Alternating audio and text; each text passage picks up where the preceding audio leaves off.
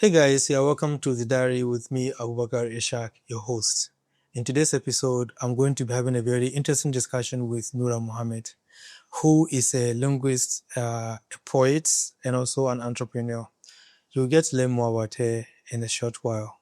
I would like you to introduce yourself to my audience because I think you are the best person to introduce yourself because you're into a whole lot of things. Yeah. Yeah. Hello, everyone. My name is Nura Muhammed, known as Nura the Linguist. I'm a poet, I'm a product designer, project manager, and also an entrepreneur. Yeah. I think that That should do it. Yeah. I think there is a lot more. Well, probably as we go Go deeper. in Yeah. deeper. Okay. All right. So I heard poet, product designer, Yeah. and also Project project manager. manager, and also an entrepreneur. Yeah. Because you founded a couple of companies, which Yeah. we'll be talking about very soon. Yeah. Okay. So my first question to you have to do with Nuru. Is it Nura or Nuru specifically? Nura. Nura. Yeah. Has to do with Nura growing up. As in, how was your journey, or how did your journey started, and all the way to how you got yourself into where you are today. Yeah. Well, I mean, growing up in Nima, we most of us know how the community is, right? Growing up was fun. I had a very supportive family to a certain point, right? So, I went to primary school, junior high school, and all that. I had supportive siblings. My brothers were keen on me. My mother was hell strict on me because of the community and all that. Yeah. So I had little to no space to do any thing like of that sort. My brother had this strict dressing rules for me, and he purchased them, and I wear them. Oh yes, and I almost wore a niqab. Wow. Yes, but I got to realize that that's not me. Right? We can do with the hijab and all that, but the niqab, not for now, right? So that was how it was. Till well, I've been very vibrant, and all thanks to my dad. My dad is a superhero. He's a jack of all trades. People ask, how are you able to do a lot of things? I learned it from my dad. My dad can be a carpenter, he can be a mason, he can be a mechanic, an electrician, depending on the situation. So I kind of like took that, and because I'm the last child, I was always at home with my dad. So every time he's doing something, I was there to help, right? And growing up, I wasn't watching any channel unless Al Jazeera. Oh. Yes, I watched Al Jazeera from morning till night till midnight. You wake up at 2 a.m., my dad is watching Al Jazeera. So there was no room for external, how do I say, meet like Influence on content, like that kind of thing. Yeah. If I'm not watching Al Jazeera, I'm watching Ahmed Didat, or I'm watching the Saudi channels that play the Quran recitations and all that. Yeah, so that has really helped me a lot because you're watching a channel that speaks English throughout. Yes. Like, well, what do? You speak English as well, right? Yes. And growing up, I used to love books. I used to go to my junior classes, take storybooks from each person, pile it up, sit down and read all of them before I take them back. So that kind of helped a lot in terms of my personal development. And also at home, one is not limited in terms of expressing themselves. So it also helped. And my dad has been very supportive as well. I used to play football, and my dad would buy me boots. As in soccer. Yeah, soccer. Wow. I used to play soccer. My dad would buy me boots to go and play soccer. I love sports. I love sports. Anything that is quite active, like you see me there, right? So yeah. But all in all, I kind of knew Allah has something for me. So I've been very active and vibrant from childhood. I joined every drama. I was the best dancer in the, choreographic cultural dance growing up. Yeah. And I was part of the poetry club, the debate club, the reading club. I was everywhere. Yeah. Wow. I was everywhere. I didn't just go to school. I experienced school, and I also enjoyed extracurricular activities. So basically I've put myself in places that has really helped me to where I am now. And although I'm young, but the journey didn't start now. Yeah. Oh, that's interesting. And that's a whole lot to let's talk in. Yeah. I like the Al Jazeera part because Yeah. that's something also I do like a lot. I think Okay, that's my awesome. favorite Yeah. TV station whenever I want to find Yeah. some news. Okay, but then something strike me here when you spoke about the community as in Nima, and then you spoke about some things like soccer. Yeah. You know, it's not common Uh-huh. for a Muslim lady coming Yeah. from a community like Nima to play soccer or to even dream of playing soccer. The whole community, I believe they will come after you. Actually, related. In fact, even the cycling is kind of not common. Yeah. I don't know if you have experienced any clashback from the community before as a result of you participating in something like cycling or let's say soccer. Yeah, I did experience that. So growing up, I'll be the only girl you see in the game center. I play video games. Yeah, video games. I'll be the only the only girl you see in the game center. I'll be the only girl among guys that go to higher bicycle because my brothers didn't like it. My siblings didn't like it. So there's no Yeah, way so they'll how were get you me. able to do that? Exactly. Yeah. I was hell quite stubborn. I was quite Active. stubborn. No, Yeah, that's I what's was like. very active. Yeah. I was very active. So I wasn't the kind of girl that did ordinary girly stuff. I was different, right? So I would go and play video games at the game center. I'll go and hire a bicycle with the money I'm supposed to buy food with. I'll go and hire a bicycle. And I knew my community, like when I ride around my area, people will see it and tell my parents. So I'll go somewhere else, a different area, and I'll go and ride till nightfall and I'll come back home. For the boots part, my dad has been that free person who didn't really restrict me in terms of what I wanted to do, right? So he even saw it as a disturbance. So he's just like, take it and go, right? Okay. But my siblings were like, nah, you're not playing. And I didn't really take football as something I wanted to do as a career. It was just a hobby, right? So I used to wear the jersey pants and all those things to go, but it had kind of like the backlash from people in the community and also my siblings. It got to a point I'll be somewhere and then someone will call my brother, hey, your sister is here. Before I realize they'll come and carry me from there. They'll bring me home. It was crazy. But yeah, I mean, we fought So to. how is it right now currently? Are you that active? Do you still play soccer Well, no, I don't play soccer, not anymore, and I don't really play video games. anymore? Yeah, I only do once. It's been a long time, probably last year's. Yeah, but the cycling, I had a bicycle till last year, so at ninth I ride around. You know, for that my parents I've gotten to I've grown and all that. What was your favorite video game?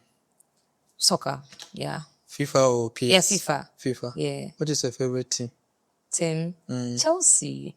Although, yeah, it's quite disappointing, but yeah, Chelsea. Very disappointing. I was expecting to hear some proper team, The maybe proper. United or We are proper. Barcelona or come on. We'll come up. Don't worry. Give us time. So Chelsea not going to relegation.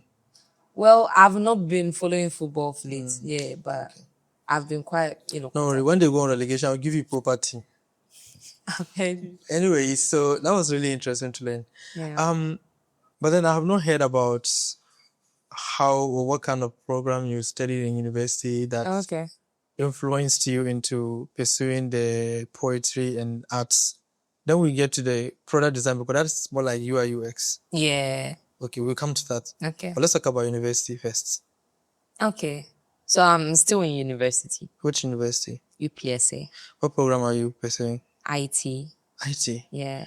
Then please, where did the poet come from? Well, yeah, I like talking, first of all. Secondly, I love to read. I used to love to read and I love to write, right? So I would say that I didn't really know I had it till I was nurtured by some people. And I do appreciate them for all they've done for me. Probably they don't know, but I actually appreciate them. Yeah. And surprisingly, they were So it was men, like indirect tutoring by some people. direct and indirect. Oh, okay. Yeah. And they were men. Okay. They did so much great things in my life, and I appreciate them for that. Yeah. And that is how you found yourself into poetry. Yeah. Wow. Yeah. I didn't know I could write. Like I could write pieces. I didn't know. So I just tried one day. Yeah. How many years now since you started writing? Ha. 2016. So is it 9? About Yeah, 9 to 10 years 9 years. ago. Yeah. Wow, that's been a long time. Yeah, that's been a long time. Then you must have written a whole lot of pieces. Well, I'm a lazy poet. Yes. Because you're not doing that like full time something. Yeah, I only write when I'm to perform. Yeah. But lately I have once in a while, I don't know where it's coming from, but I get some crazy inspiration and I just write. Um in your profiles, on your social profiles, Yeah. you defined yourself as the linguist first before you spoke about maybe the entrepreneurship and product design. Yeah. So I can tell that the poetry is more important, like it's dear to you than the other aspects of your life. I don't know if I'm wrong though. Not necessarily. So But it's the poetry that really brought me to the limelight, right? So that's what people actually know me for, right? But they don't really know the products I'm building or the companies I'm into. Yeah. So the poetry is kind of like something that I've been doing for years. So if the first thing that would come to your mind when you see Nura is poetry, so that's just it. that was who I was looking at until after I dig a bit deeper into you, and then I found out that you're actually doing a lot of things. Yeah. Yeah, that's right. That's right. Yeah. And then since when have you been doing the product designing also?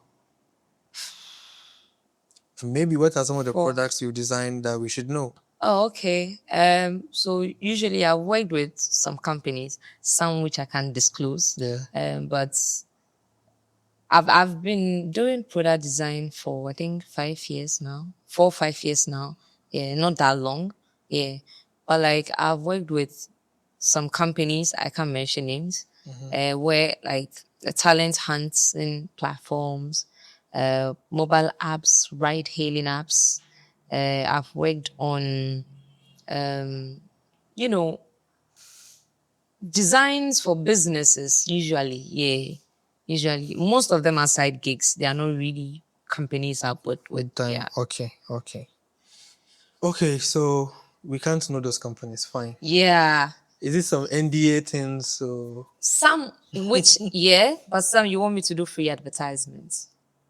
okay, so you don't want to promote them free. Oh, okay, sorry, I understand. Sorry about that. Okay.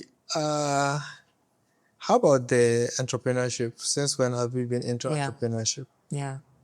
Well, I've loved entrepreneurship for God knows how long. And I've always seen myself as somebody who is doing crazy stuff.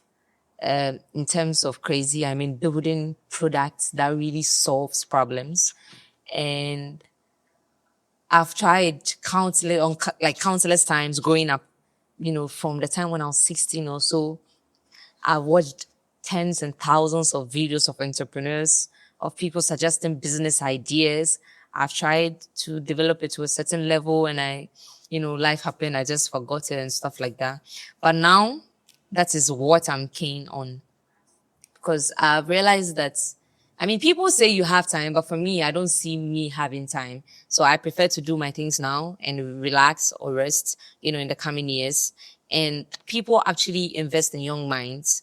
So this is the time when the brain is working. This is the time when you have to put it to work. Yes. Right. So I just figured that I have the potential, I have the skills, I have the experience and the channels. So why not utilize it to build products that I know people will love and use? Yeah. So basically, What are some of the products or companies that you founded? yeah. So, like, if I can know one or two. Yeah, sure. So I I was a co-founder of FiatSend. So FiatSend, what it is, it's a, how do I say, it's a payment network. Yeah. So just like a pay stack.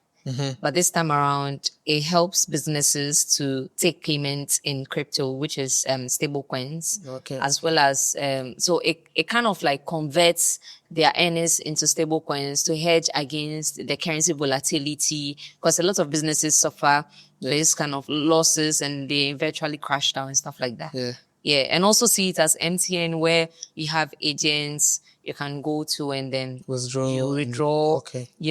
fiscal cash from your stablecoins account, you can transfer, kind of thing. And I also have One Hive. So Fiasen was, I'm no longer part of Fiasen. Okay. You were a co-founder. Yeah. Okay. So I'm currently a co-founder of One Hive Africa. So One Hive Africa is a beekeeping investment company. And what we do is that we have a streamlined supply chain whereby people can invest in beekeeping and honey production. We get the hives, we get the farmers, we provide them with the hives and all the other things they need for the bees to produce the honey. So we take the honey, process it, sell it to local brands here as well as export it, and investors get their profits, from the honey as well. Yeah. Okay, that's interesting.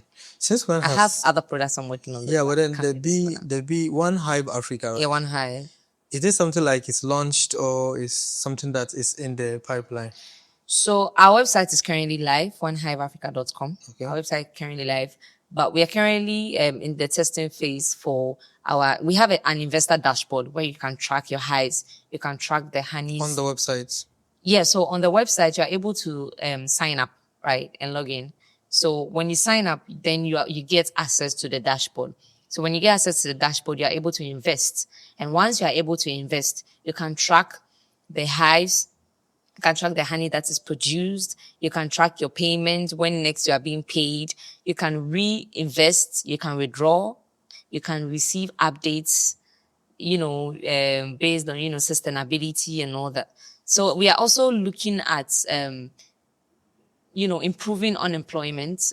Sorry, improving employment rather. Yes, as well as bringing more women into the workforce, because I am a co-founder of One Hype and I am a female. So we are looking at that gender inclusivity as well. Yeah. And we are also keen on is it afforestation? Yeah. Deforestation. Yeah, Well, afforestation is a is replanting. replanting. Okay. Yeah. Okay. So There is no bee without plants. absolutely. Okay. So every hive you invest in, we plant. So one hive, one tree. One hive, That's one a tree. slogan. Yeah. Which region is this operating though? So we currently have some in the western region. We have in the eastern region and the northern region. The northern region also. These So are if pockets, I understand you very well, the One Hive Africa, when I sign up on that platform, let's say I deposit, let's say 10,000 cities. When I do that, it's like, is it like I have bought a hive, or you are going to take that deposit and invest it into that business and let me know, okay, this amount of money you have invested have gotten you this number of beehives, and then I'll be getting updates in terms of the honey it's produced, how much that is worth. That means there's some sort of milestones that I need to accomplish before I can realize profit on my investment. So when you come on One Hive, right, you see we have the different how do I say packages, right? So we have the standards, we have the what's the apartheid or something, like creating a legacy for yourself kind of a thing. We have the premium and all that. So depending on with the package you select, you have another screen that is showing you the different kind of hives, their benefits, the honey the hive usually produces, right? And then the amount. So I think we have one which is the Kenyan hive, which is, I think it goes for 1,500 CDs. And when you go on the platform, you see, okay, this Kenyan hive, this is the tons of honey it produces usually, and then this is the kind of like the cycle in which the honey is supposed to be, fully produced and all that. So you're able to view it, and you're able to view the number of hives your money can purchase, right? So for the 1,500, if let's say you put 10,000, you are able to, okay, 10,000 can afford you this number of hives, Yeah. and then the platform to automatically sum it up for you, and you can pay through, the service providers, the MTN and stuff like that. Okay, all right, that's interesting. Okay, so how does this one, like this business, how does it, let's say, affect other things you are doing? Because to me, this sounds like something that would take a lot of your time. How do you operate this in comparison with other things that you do? So for One Hive, I'm the co-founder and the product lead.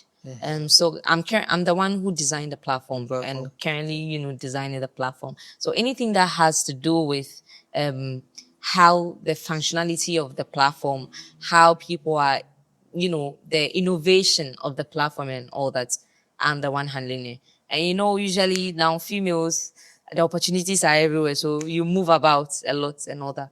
Well, all I can say is that I've been able to streamline my activities in such a way that they are not clashing.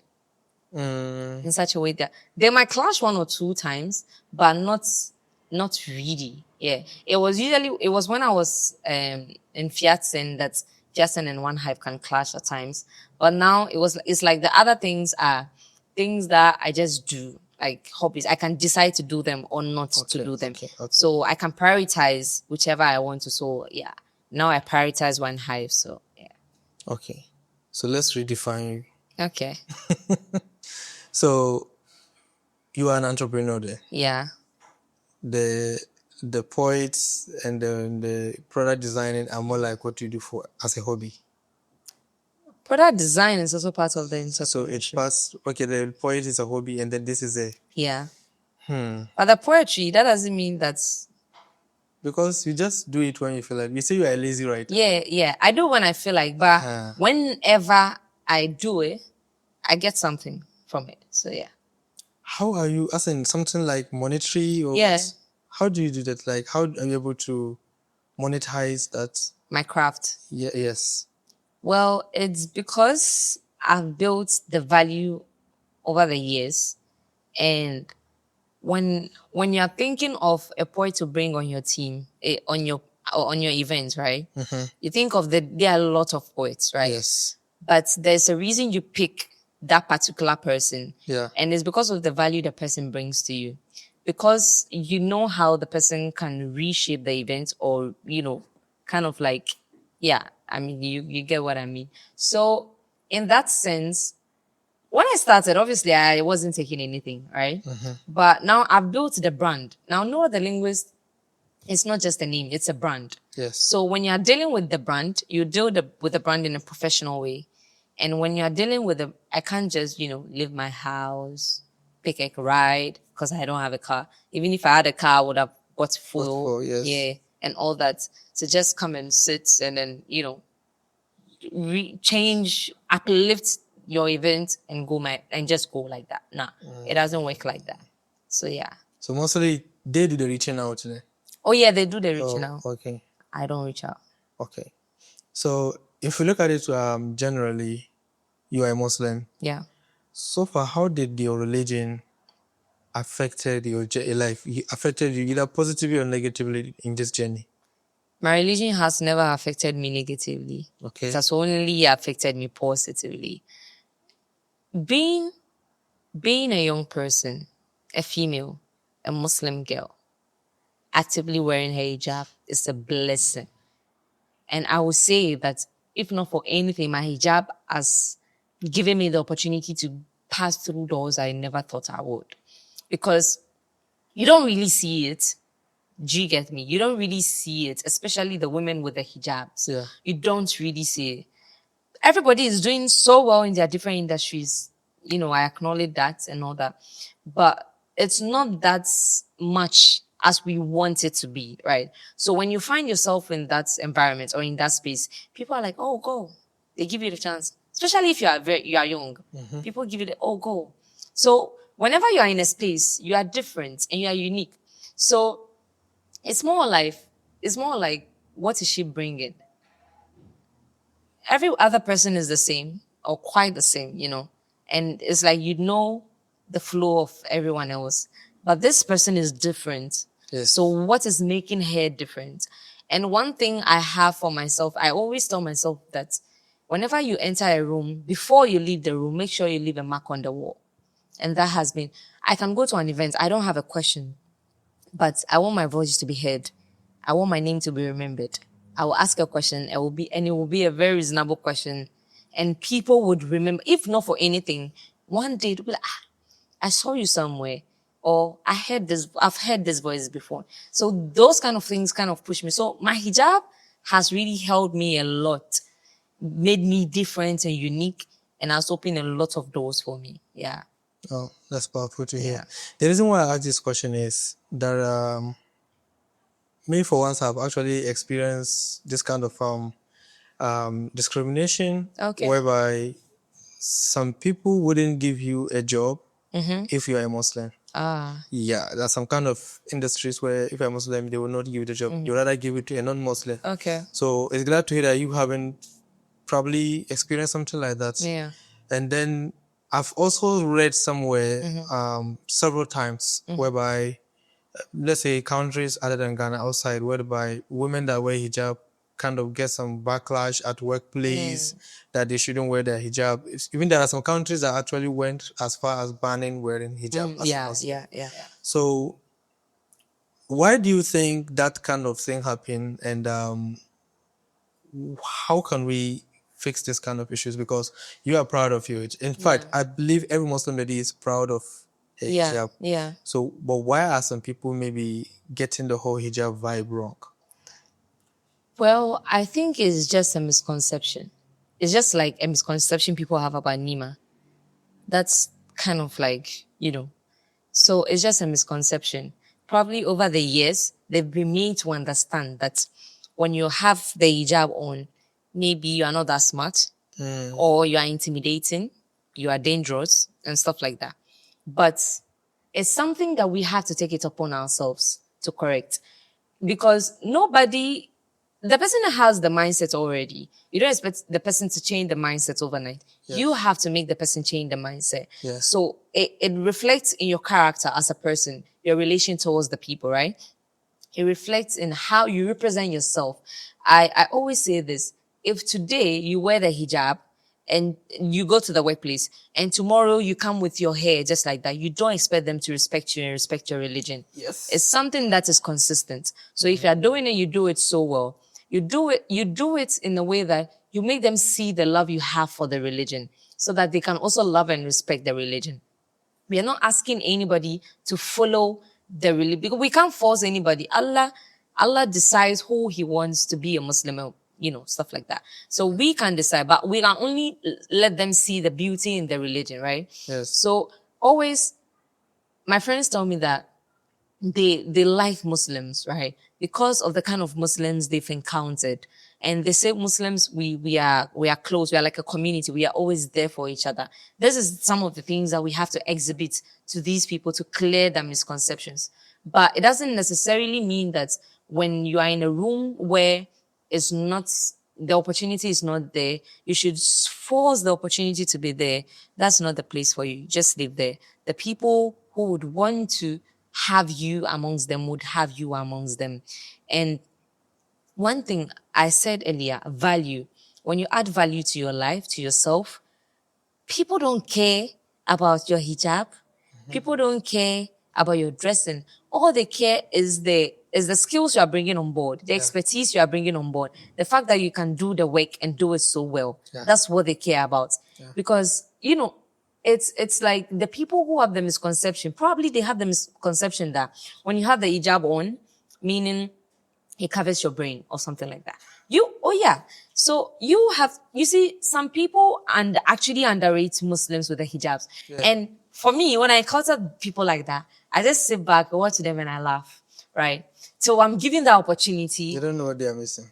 Exactly. When I'm given the opportunity, I look straight into your face and I prove you wrong. I don't prove you wrong by saying that, hey, you don't have to disrespect. No, I prove you wrong by showing you what you are missing out on, actually. Yes. And then what I can actually do, I always say that if someone underrated me because I'm from Nima, right? And then I told her that if your residential area can provide you and my Nima can provide me, then you should be ashamed of your residential area. Because already you have it in your mind that the place has no future and all those. And I am here and I know for a fact that I have a future and you can attest to the fact that I have a future, right? So when you go out, you do the things that would make the people love what you are doing and your religion and all that. You don't go and then you shoot someone. You expect the person to say, oh, Muslims are very peaceful. No. It doesn't work that way. So you prove to them. So we have to take it as a task upon ourselves to paint the religion in the beautiful way that it already is and clear that misconception. Yeah. Okay, so another also aspect of the religion Yeah. that I want to ask you about is women, and then when we mention woman, Yeah. the next thing that comes is marriage. Ah. So I don't know how you're able to do it or how your parents are able to get you to be here, Yeah. but then how was it like with you? Because a lot of our homes in our zongos, Yeah. the mindset is and takari senior high school no have to take away that kind of thing. Like you have to get married, time no the interest, and like they don't even allow you to kind of pursue your dreams Yeah. to this kind of point. Yeah. How is it with you? Is it the parents? Is it your supportive siblings? And then how can others also? How can you make others to change their mindset in terms of how far they can let their daughters go in pursuing Yeah. their dreams? Yeah. Well, first off, if you want to get married, you can get married. But is marriage the end of a woman's dream? No, that's not supposed to be so.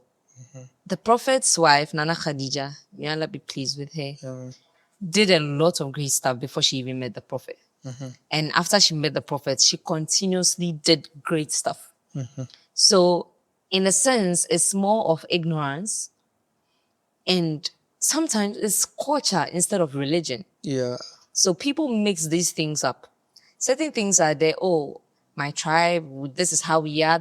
But the religion is not actually how it is. But because they are Muslims, people see it to be like, that's the religion. That's how Muslims are. Yeah. But, in Islam, as a woman, as long as you're mature, you can get married, right? So if one wants to get married and that's like what they want for themselves, I mean, They should do that. they should do it. In life, you have to do whatever pleases you as long as it doesn't go against Allah. Yeah. So if marriage is what's on your mind, yeah. But me, I was telling a friend that my mom has never spoken to me about marriage. She has never been like, oh, when are you getting married? Or no. Well, the thing is, I have siblings who are married. My parents have a lot of grandkids. So first off, there's nothing like pressure in that sense. My parents are tired of the kids. They're like 12 grandkids. Wow. Yeah. So there are lots of them. And secondly, it's not like I'm doing anything that would actually, have my parents pressure me that, okay, because I had to stop this, so I have to get married, kind of the thing. Okay. And last of it all, my parents, they are not the kind of people who, force people to do things, at their own pace, at my parents' pace. No. My parents never chose my course in senior high school. They never chose a career path for me. They never chose a course in university. In fact, if you ask them what I do, they can't really explain. Oh. But they know I'm in tech, right?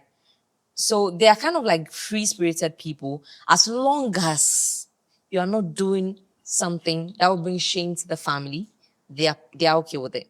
Well, probably they have it in their minds that I'm young and I will do things when I feel like it's right, because I know they believe that I know what's right, and they also know that I wouldn't do something that would like take, a drastic decision in that sense. So it's just time. Maybe if I complete school or something, I don't know. How many years do you have left? For completion of school, yeah. I think 1.5 or so. 1.5. Or 2, yeah.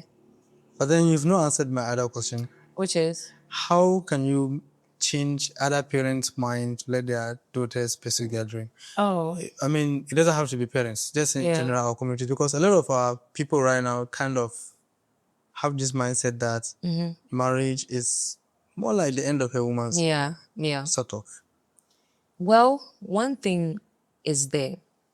I believe that you have to have a spark before someone fans it to become a fire, right? If deep down within you, you don't see yourself doing anything, then nobody can come out of the blue to change your life in that sense. Yeah. There has to be that belief, right? And I don't blame them. I don't blame people who don't. There are people who don't think about the future. As for them, what they know is that they've eaten, they've slept. That's it. Oh yeah, there are people like that. They don't think of next year. How is my life moving? Me, when it's getting towards like my birthday, I have serious headaches Oh, because I ask myself, "Hey, what have I achieved? What am I doing?" 1 year has reached. Like, do you get? I want to live, but I don't want my age to continue. I feel like I'm getting old, and time is like I don't have time, and I need to do a lot of things, right? Yes, yeah. But there are people who don't think about that, and it depends on the environment, right? It depends on when we talk of environment, it might be school, home, community, people around you, and stuff like that. I told you I watch Al Jazeera, right? Yes. When you're watching Al Jazeera and then people are doing great things, It will definitely you ginger you to also exactly, want to. exactly. Yes. Yeah. And for me, I have my father, for instance. When you are doing great things for us, I see how he praises people. I want that to be me, right? I want that. I want him to be on a full call. He'd be like, my daughter, she did this, she did that, But so it has to do with the environment. But you as a person, you have to have that belief in you. And marriage is not the end of it all, right? God forbid there's divorce or divorce, yeah. So what if it happens? What happens to your life? Are you starting all over again? And I always say that a lot of things have changed. That doesn't mean that the institution of marriage should change, but I was relating people to in the olden days, right? A lot of women didn't work, Yeah. and the husbands were the ones providing for them. And those times they were fishermen, hunters, farmers. They didn't really have to do crazy stuff, and then their families will feed. Unless you want to be a rich man those days, that's when there will be merchants, they'll be selling cows, and then they become rich men. But basic necessities, if he goes to the farm, he'll bring cocoyam. If he goes to the river, he'll bring fish. If he hunts, he'll bring what's the Yes. name? Yeah. Yeah. This time you have to buy everything. You have to. The things are crazily expensive. Kids are crazily expensive. So in that sense, as a woman, things happen. Tragedy happens. When it happens, what happens to you? That's the question. All I'm saying is that you should empower yourselves. And I've seen a lot of men who empower their wives, and Charlie, they're doing so well, and they know the benefits of it. It doesn't mean that when you get empowered, you should forget all the other stuff. You should forget your marriage, your kids. No, no, no, no. It should only mean that the empowerment should make you better in doing all those activities. If it's taking care of the kids, the empowerment should make you be able to take care of the kids in a better way, take care of your husband in a better way, and stuff like that. So marriage is not it all. Like, you have great potentials, but nobody can see your potential if you don't see them. Like, I always say that you should give yourself value, and people will create a bridge for you to success. If I'm there, a lot of people are just passing by on the streets. How am I supposed to know that this person can do great things? This person can no, no, no. I have to see you do the great things for me to be able to know that no, you can do great things. So you have to you are the first point of call. So when you put yourself there, then people will also push you further. So yeah. That's powerful.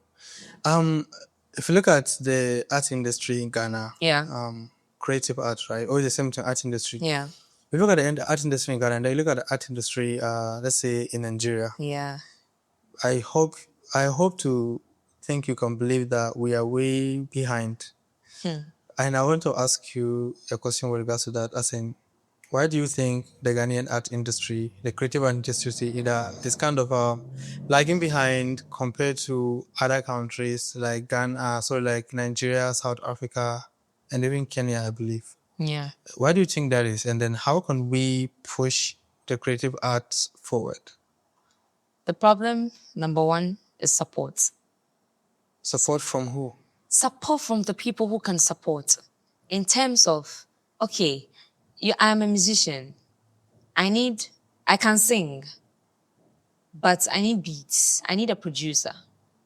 I can't create beats on my own. I have to come together with someone, right? I know how to interview people, but I need someone to take the videos. Who is coming in for me?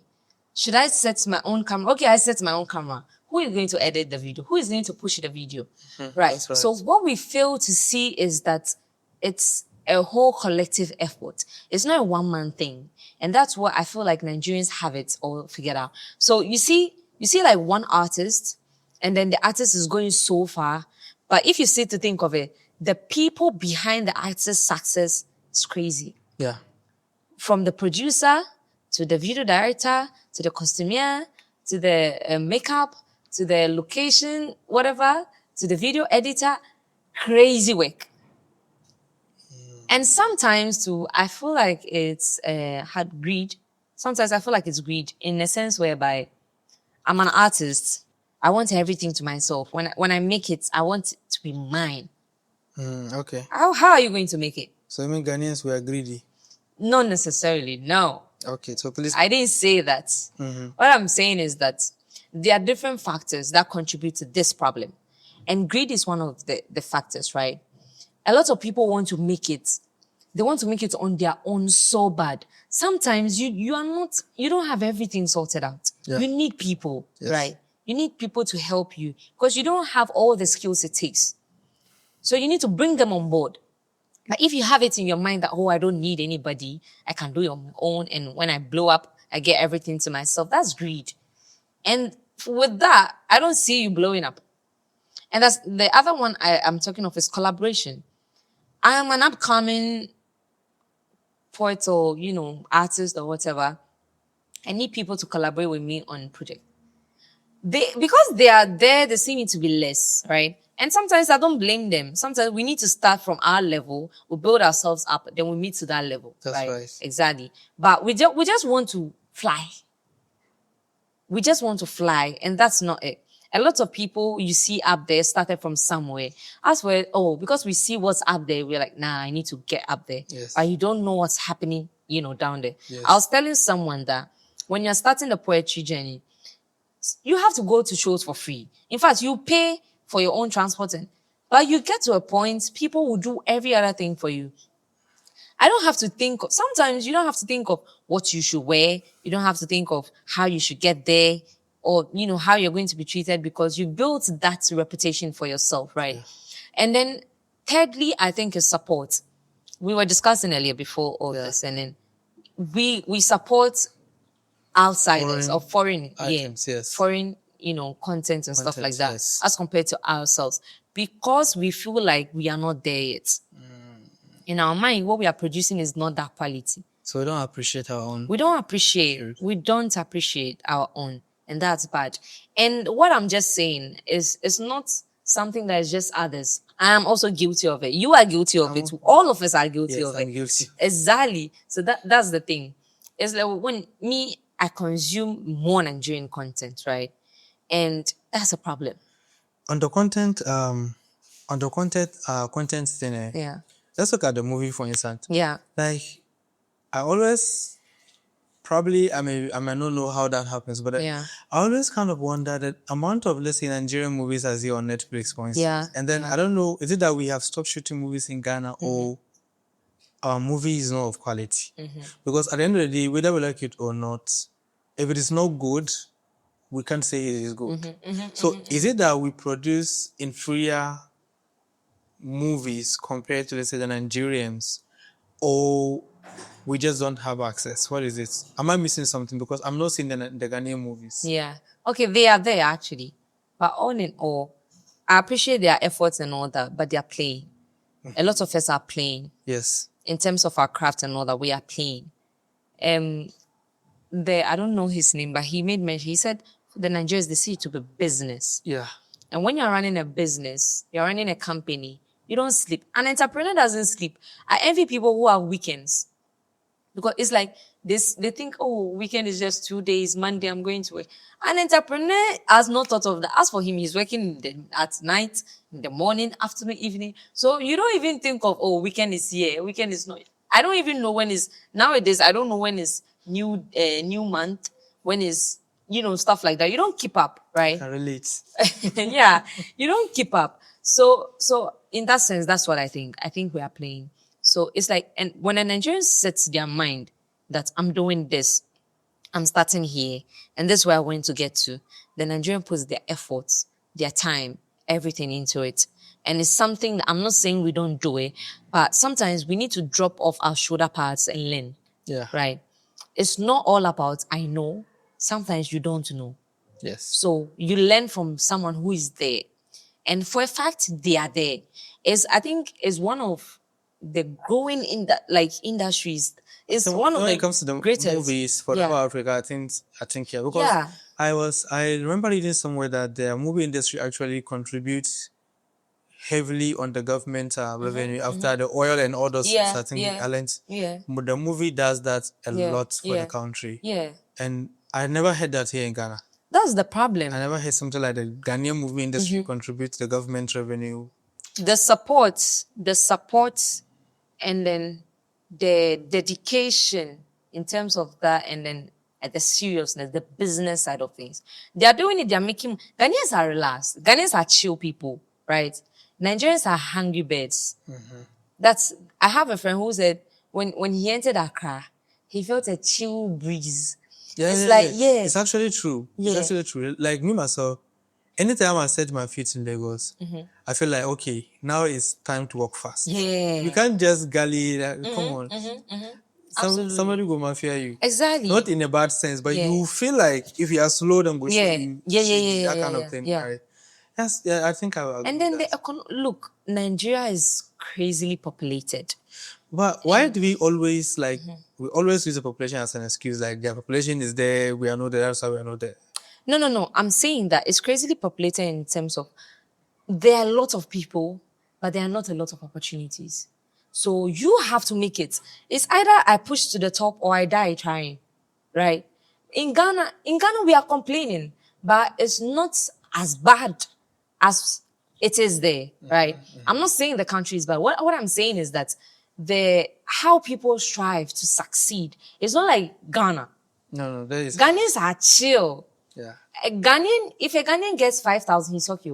Like, I'm telling you, a Ghanaian gets 5,000, as long as you eat or she eat, sleep, that's it. Yeah, it's okay. And Nigerian is thinking of, hey, after the 5,000, what happens? What's next? And all that. We have Ghanaians who think like that and all that. A But lot. Nigerians are aggressive towards success. That's what the point I'm trying. Oh. And because of their aggressiveness towards success, they are doing what it takes to make it. Whether in a positive way or in a negative way, they are working so hard to get there. Right. And I think it's something that Ghanaians are working so hard, but sometimes we are too relaxed, right? And that's some of the things So it's like the entertainment industry. Now everybody's a comedian in Nigerian. Everybody's an artist in Nigerian. Everybody's this, everybody's that. Why is it that? Because it's like what I realized about the Nigerians is that anything they set their eyes Yeah, on, they yeah. emanate. Yeah. When it comes to the music, it's like you can't. They have a lot of artists. We did a episode here some few weeks ago on just the news where we spoke about these Grammy issues and so on. Yeah. And then one of the issues our host raised is that if I come to talk about top artists in Ghana, Yeah. you will not get 10. Yeah. You will not get 10. But if you like Nigeria, go back to back, you can get 50. Probably their population is helping them, or probably our Population artists is actually is helping. not helping. But then also here, we complain of the fact that Ghanaians, we kill talent too early sometimes. Even sometimes we even kill talent before they shine. They shine. There are a lot of artists that started and then boom, we just took them out of the picture. I don't want to mention anybody's name, but Yeah. there are a lot of those people. So, but then See, I feel like Ghanaians, one thing I've realized, not just Ghanaians, I would say probably from what I've seen, when someone is here, he or she doesn't want another person to to be reach there. there, So because you are going there, you have to be stopped. they will stop you. They will stop you. Meanwhile, Okay. it's big. Okay. The sky ocean is is big. big. The ocean is Exactly. big. For every fish to swim. Yes. So you see Nigeria, you see that even the upcoming artists are doing so well for themselves because the industry is there. People consume music. Yes. You don't have to stop anybody. Yeah. It's just there. But it's like for Ghana, people are controlling everything. There are people controlling movies. There are people controlling music. So if it's not their say, then your say doesn't work. We might have that in Nigeria and all that, but it's more free. Okay. He was talking about someone Don releasing Jazzy. and Don Yeah, Jazzy yeah, coming. yeah, yeah. Yeah. For me, I've seen videos of him, not his artists, right? No. But other artists, and he's promoting their I've music. seen that You also. don't really see that in Ghana here most of the time. I've never seen that. You see once in a while, but you don't really see, you don't see the big names pushing it like that. That is the problem. And the support in that sense is a problem. Recently, I saw, you see, the one guy sang the video song and then he hit Yeah, some one, he hit Ghanaian. the He first. says he worked in a car wash. Exactly. Yeah. And it hits, and the song was easy #1 on Apple He Music or was something. struggling to get on #1 actually. Yeah. It was I think number 3 or 4. Yeah. And then Blacko was Blacko on was #1, 2, 3, #1. all the way to 10. Yeah. And he was even begging Blacko to allow him to shoot the #1 for some Exactly. time. And then this guy did it single-handedly. Exactly. And Wow. the appreciation followed up. So it's not like we can't do it. It's not like, and the guy, he does, what's the name? Ghanaian. Don't you concert and all think that guy's on is just like an accidental success? It's not an accidental success. He has been doing it. I'm not hating, you know. Oh, no, I get it. Yeah. He has been doing it. I've seen his videos quite a couple of times before I saw the one he did recently. He did one for Blacko the last time. He has been doing it, right? But you know, it's this time around, it's like most of our music are centered to Ghana. Yes. And then the Nigerian music cuts across. Yes. So if you do like a promotion for the Ghanaian music, the most people who will say it's Ghanaians. But when you do it for Davido, example, he's So do you think do you now see that this thing you're saying has come back to clash with a point we made a few minutes ago before off air? We made some point a few minutes ago that there is no Nigerian artist that would make it big without penetrating the Ghanaian markets. See how the video was begging. Yeah. And it had to take a car wash, a wake up from a car wash Yeah. to push his music Yeah. to this point, right? So if we can do this for the Nigerians, why would we not able to do it for our people? Yeah. But then sometimes too, I kind of feel like if I look at, let's say, in the music and the movie industry, probably we lack the creative minds because sometimes I can sit and watch a Nigerian movie from beginning to the end, Yeah. and I'll finish and I'll be like, I have learned something. Yeah. And all we do here in Ghana is like comedy. Your comedy cry, where is it? And it's always one way. Somebody have done somebody juju, this guy is dead, I'll kill you. That's the problem. We are not. So is it fair to say we are lacking the creative minds to give us the scripts, or what is the real cause to that? We are lacking innovation. They're not being innovative. We are not being innovative enough. The world is moving at a crazy pace, and we are crawling. That is the problem.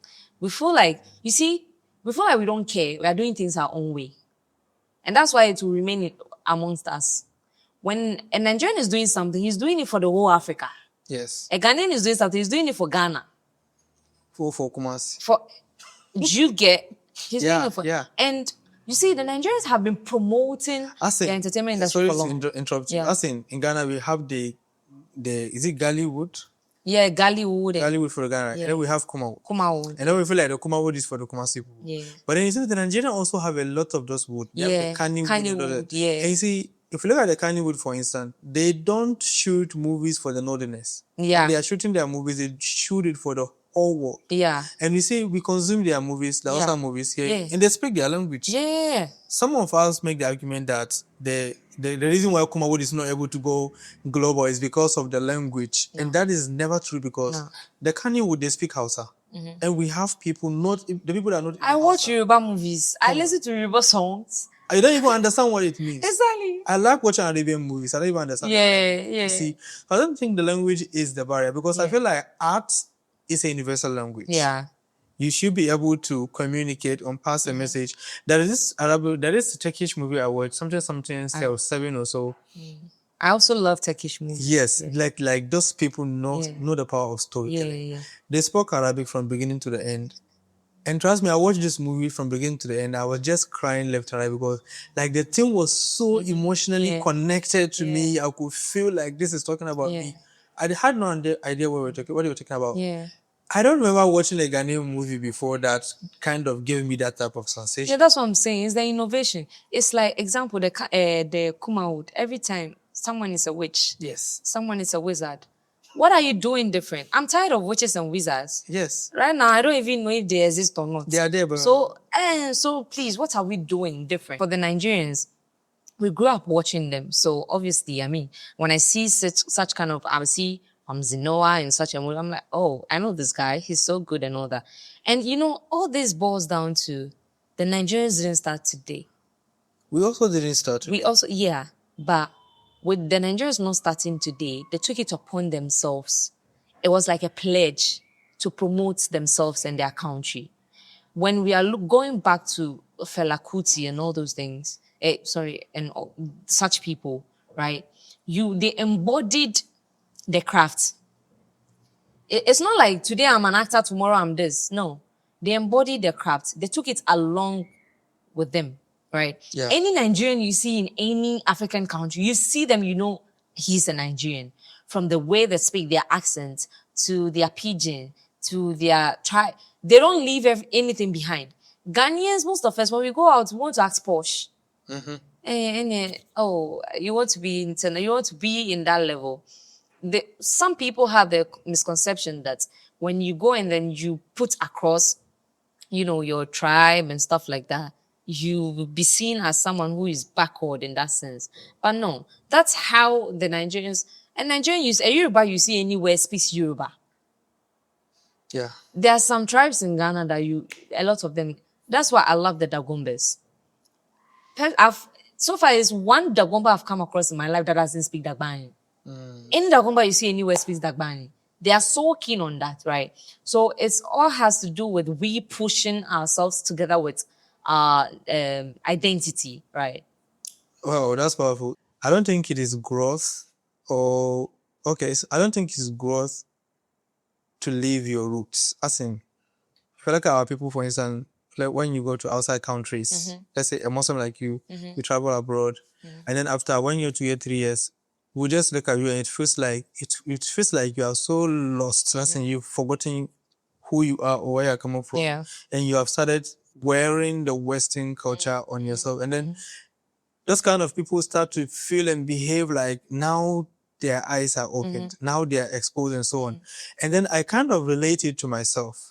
Some years back, if I go back like 15 years back and so on, I used to hide my identity as a Hausa man. I used to hide that.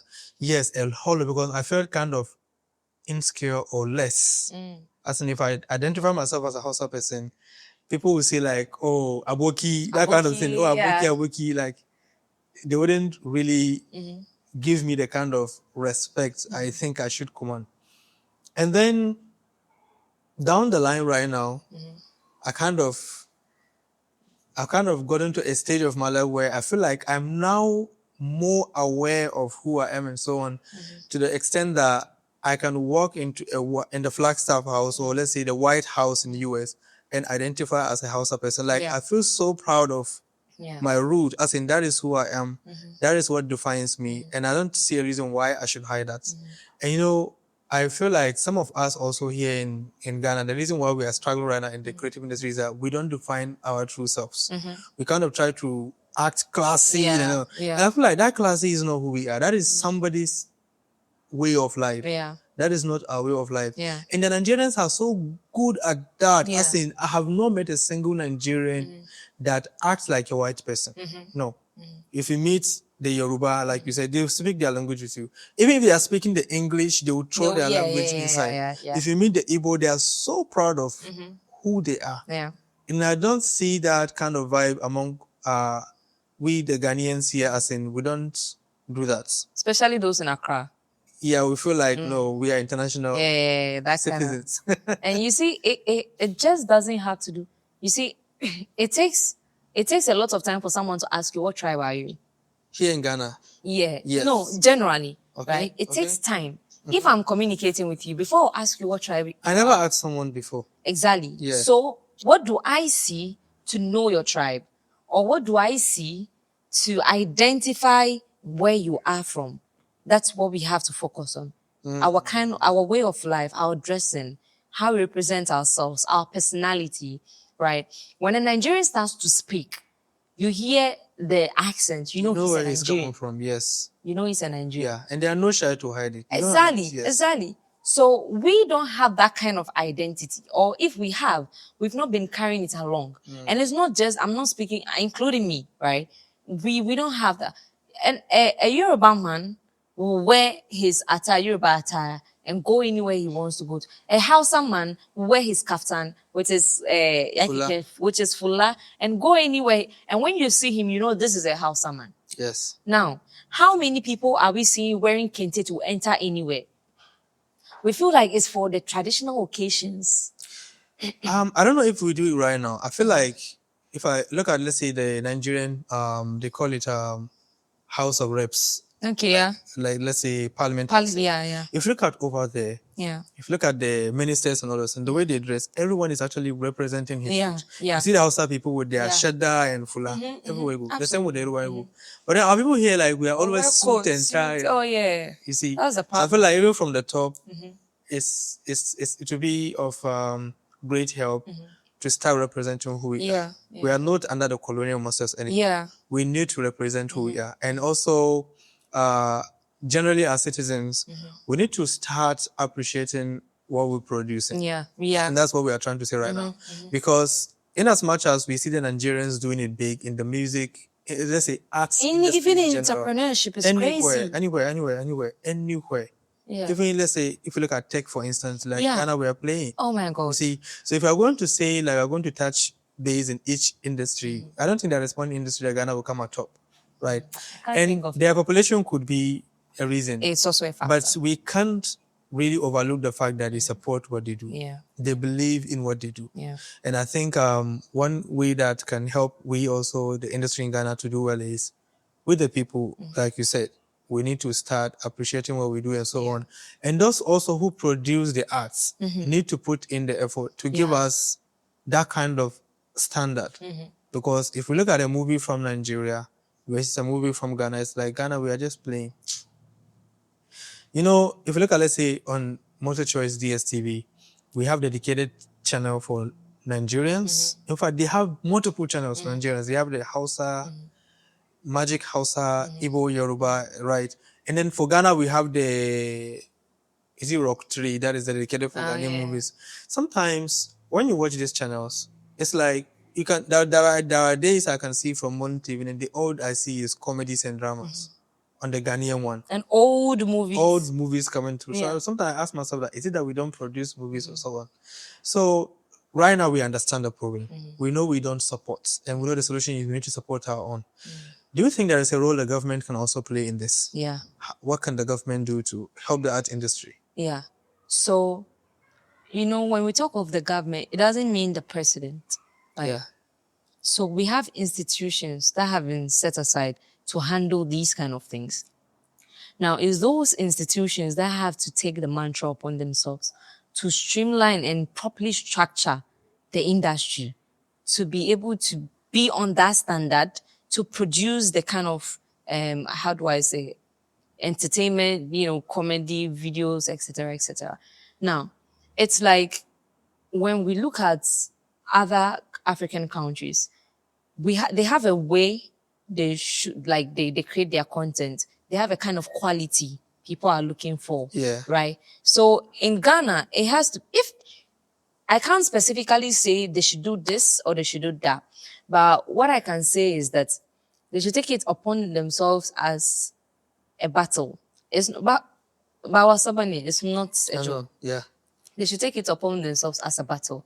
That okay, because right now we already have that man. Like if you change the channel to what's the name? Kuma, someone Charlie, change the channel. These people. Yes. Do you get it? Yeah. So how can we make Kumawood better? You have to start before we see it. So is it that you are getting better equipment? Is it that you're getting better professionals? Is it that you're getting better actors, better writers? We need to see innovation in terms of that. I am a Gen Z. Those times, the movies used to be in CDs. You don't expect me to go and buy CD, right? Yeah. What are you doing to go with the world? I no longer use pen drives to watch movies. I see some of the Ghanaians creating content on YouTube. They are doing amazingly well. And there are even some of the people from like the Muslims or the Zongos. Yeah. I also watched some from Nima like last 2 weeks. Awesome. A full movie from Nima. Yes, yeah. So we see these kind of content. They are doing well, but like we need more push, and it's supposed to come from these industries or government sector. So if it can be that, okay, probably they set aside some kind of like budget or a way to support in terms of funding, in terms of locations. I saw is it one lady, is it Rosalind Giza? I don't remember her name. There's this Ghanaian actress. She was saying that getting a location to shoot a movie is a problem. Wow. You see the Nigerians, you see them in posh, luxurious houses. How do they get them? People give it out. Sometimes it's their own. But you don't tell me that, you can't tell me that from the beginning they owned it. That is their own self. Yeah, from the beginning, you can't tell me they own it. Sometimes they pay for it. But I know people also give it out. Yes. We the Ghanaians, what are we giving out? What are we doing to support? If the ordinary people are not supporting, the government has to come in. And if we are creating the kind of movies we want to go out there, if the government puts a budget into it, we know that, okay, this movie is a serious one. We are getting a good story writer. You can't just produce any movie and bring it to me that you want me to watch. A movie that if I see the title, I know how the movie's ending. I'm not going to watch it for real. Yeah. I know how. And nowadays, even this one, it's not for just for Ghana, even Nigeria. Nowadays, every movie from the beginning, somebody doesn't like each other. They don't like each other. At the end, they fall in love. It's one way. One way. I'm tired. We are tired. Yes. Do you understand? There has to be some sort of innovation or renovation in terms of that. So if, example, we have people sponsoring, then we know that, okay, because I'm sponsoring, this movie has to be top notch. I have to get actors. And you see our problem too. We don't explore talents. We don't explore talents. It's like the people we've known to be acting movies, they are the same people acting movies. For Nigerians, every day I see new faces and they are killing it for real. Yes. The OGs are there to guide, but the new people are also there to do amazing stuff, right? So if you invest, you know that, okay, if I invest, you're doing it and you're doing it well in terms of production, directing, marketing, and all those things, so that I will be able to get my money back and even get some rewards from it. But it's like, so that's business. That's where the business aspect comes into it. So it's not, for the business people, it's not just about, I'm investing in stocks. Look, Nigerians make crazy money from YouTube. YouTube movies, one day, 2 million views, 3 million. There's a movie that has accumulated over 20 million views in less than 2 months. Oh. Crazy money. If I'm an investor and I invest in such a movie and the movie is making this amount of views, do you get it? Right. So we need to see beyond it as just entertainment. We need to see the business side of the things, right? The government needs to see the business side of it. When we have a lot of people consuming Ghanaian movies or Ghanaian content, it puts our name out there. People don't just consume Ghanaian content. When they see Ghanaian products, they purchase it because they love the Ghanaian actors, the Ghanaian actresses, the Ghanaian movies, music, and all those things, right? So they see a Ghanaian dress, they buy it. They see a Ghanaian rice, they buy it, right? It's the same thing we are doing for other countries. Yes. That's the same thing that will be reflected on us. It would boost our GDP, yeah. So we should see beyond it as just entertainment. I just sit down and watch. Or we should look at the other aspects of it. So yeah, government should find ways and means of coming, and it's not just about talks. They've spoken, sir, we are tired. Every day they are hosting. They're good at talking.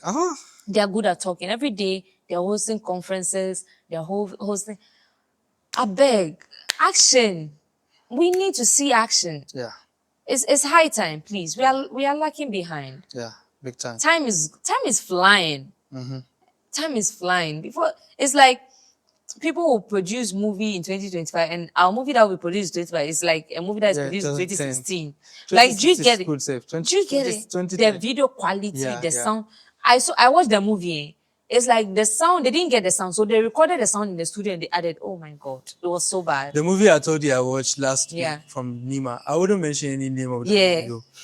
I like the story. Mm-hmm. The story was good, like no bugs. Yeah. If I would give it, let's say 4 out of 10. Okay. To me, that is good because I'm somebody who rank you negative set. Yeah. So the story wasn't bad at all. But then, even though I watched it from the beginning to the end, the main reason why I watched from the beginning to the end was just for me to kind of understand where are we right now, 2025. Yeah. Right.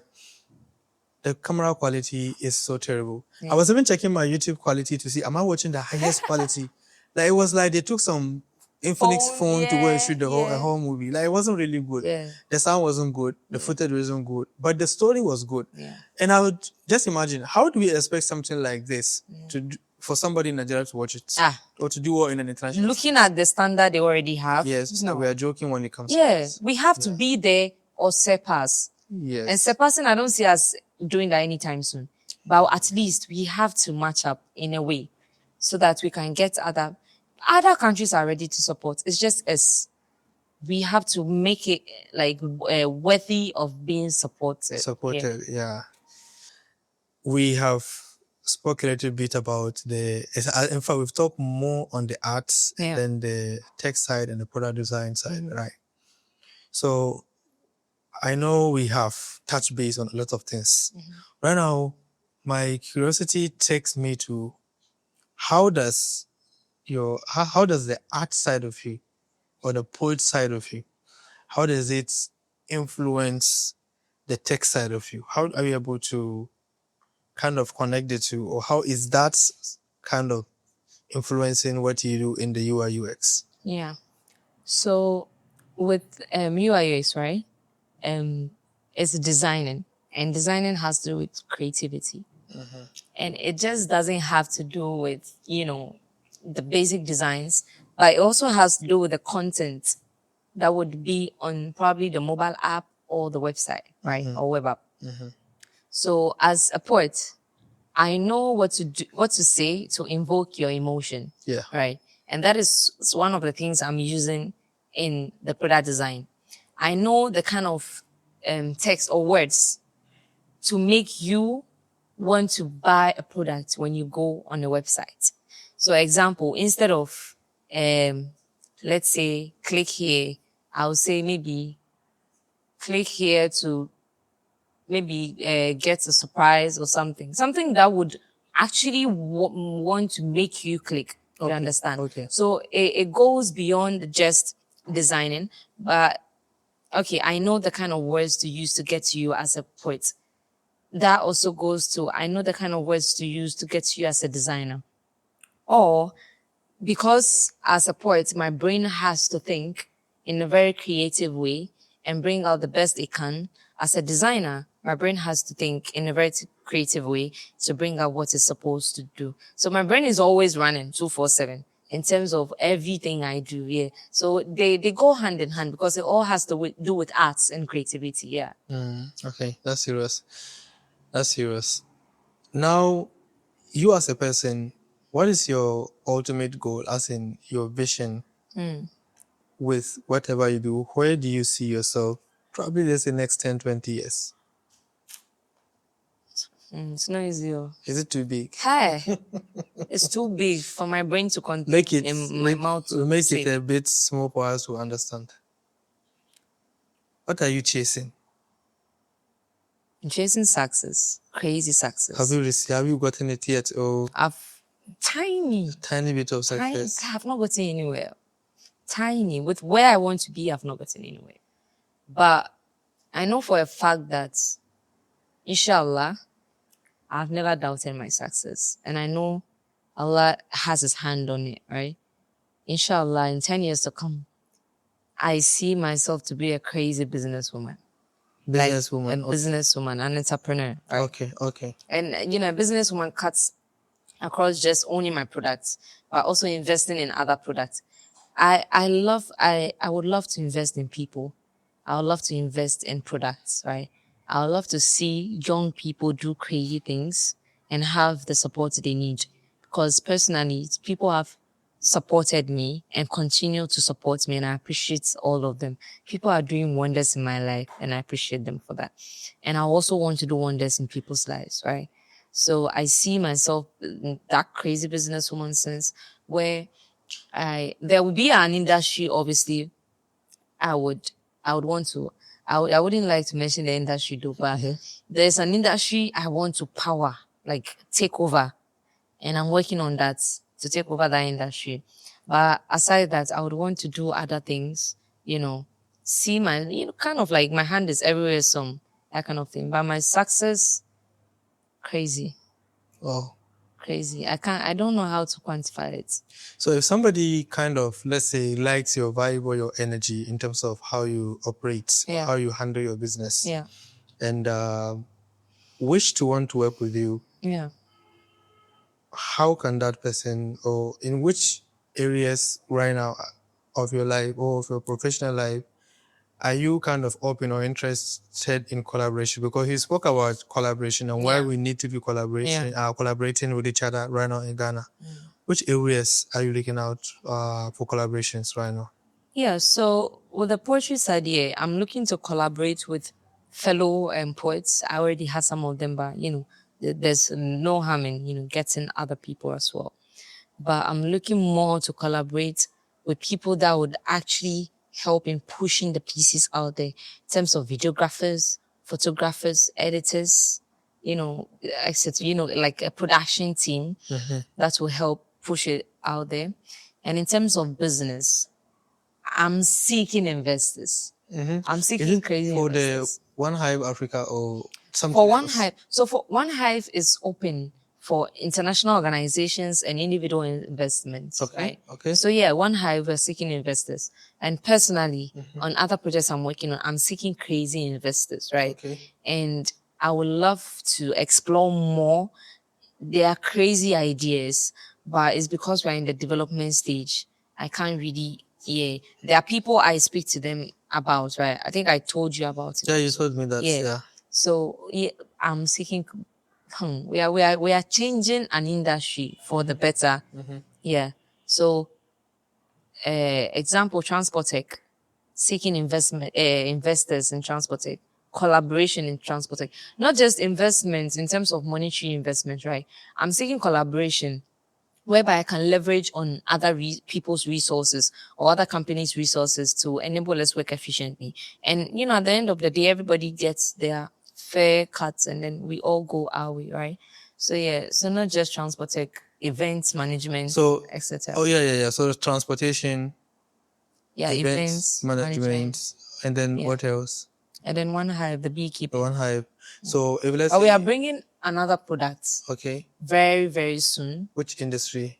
It's in e-commerce E-commerce industry. industry. Okay. Something you've never seen before. Wow. Yeah. We are very excited to see that. Inshallah. So if somebody is out there and they are interested in investing into kind of transportation type of business ideas, and then events Yeah. center or event kind of business, event Yeah. management type of business, and of course the One Hive Africa, Yeah. which I find really captivating. The idea is great. They can reach out to you Yeah. probably on. I think you're more active on Facebook, right? I'm active on all platforms. We said you're not Facebook, Instagram, LinkedIn, Twitter, not really that I just- much. Yeah. So if somebody can search you, Nura Mohammed, of course we will add your handles in Yeah. the description Yeah. and then they can reach out to Nura Mohammed. Okay. My emails too. But one thing people don't realize is that when you go on my profiles, you see my portfolio. And when you click on the link to my portfolio, you see all the contact details you need. Okay. Yeah. Okay. So Okay. I think I'll take that same. Is it Linktree also? nah, Figma. Yeah. Yes. I actually went through that. Yeah. Actually went through that page. Okay. So I'll actually attach that link also. Yeah. So I think we've exhausted everything I have on the table. It's been such a wonderful discussion. I don't know if you have a question for us. Not for now. Not for now. So the question will come later. Maybe some other time. Okay. What are your final words to the youth out there, especially women? Yeah. Well, all I can say is that we are greater than we ever think. Wallahi. You never know your capabilities until you explore them. You never know the lengths you can go to until you explore them. Everything has to do with exploration. You can't sit on your ideas, on your skills, on your talents, and expect it to be there. No, no, no, no. You have to stand up and work. And when you do, I have this thing, right? Don't underrate the power of connections and meeting people. It's very essential. You might not know why you are meeting them today, but you will know in 2 years, 3 years to come. I see it every day. I'm saying every day in my life, whereby someone I have met 2019, 2018, and now I need a person, or now the person needs me. Like, it goes like that. So if you treat people very bad, or you don't really value the connections you have, at least once in a while, reach out. Yeah. Reach out. Let them have you in their mind. I know everybody will, or some will.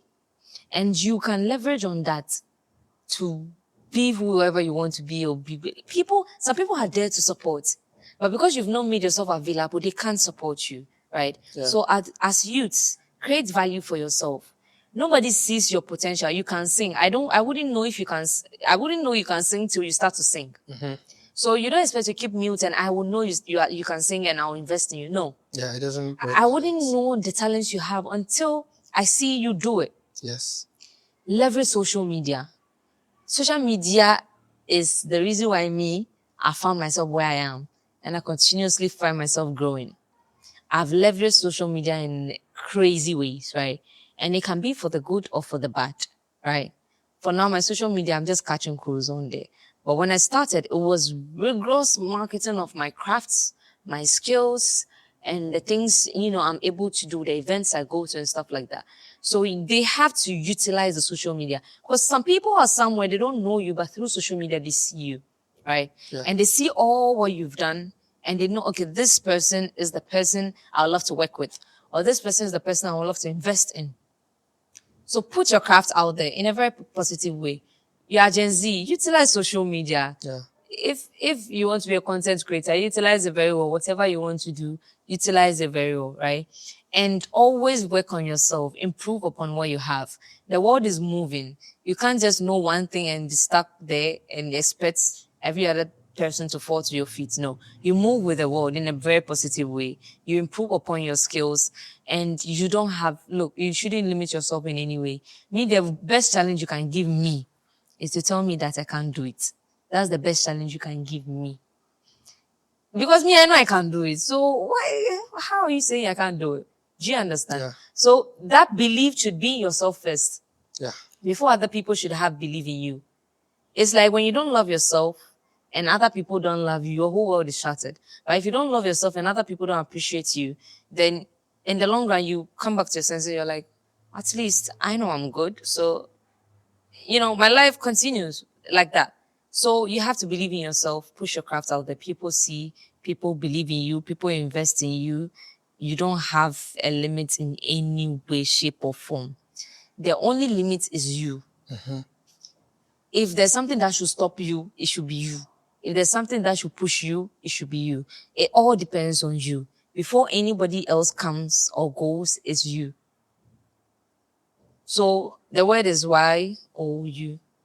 However you choose to play with the word, or however you choose your life to be, it all depends on the word. Yeah, it's up to you. Oh, that's powerful. So believe in yourself. Absolutely. I wish we can sign out with a poet from you, some small piece we can log out with. Okay. So this is called Beautiful Scars. I know we've been through a lot in life. No matter what, your kind of had hardship might not be my kind of hardship. But my kind of hardship is the hardship that's supposed to be for me. You might see it as minor hardship, but to me it's great hardship. But all of us have been through stuff, right? And we all have scars, and those scars reminds us of, the things we've been through. And when we see it, when we get to the top, we smile and we know that we've actually done something for ourselves. Beautiful scars. The most amazing thing about life is our scars. It sinks in deep to remind us of our past. In the scattered waters we swam through, the fall we survived, our skin so thick never went out. We became cold-blooded, did it ourselves unaided. Thoughts in our heads crowded, couldn't see through blindfolded. Then we finally decided. We faked our smiles, tried to fit in, but rather in exile. To the world we are the best, but deep down our hearts and souls are scattered, shattered and clattered into pieces outnumbered. Yeah, that's okay. All right, Nura Mohammed, thank you for coming to Thank the diary. you.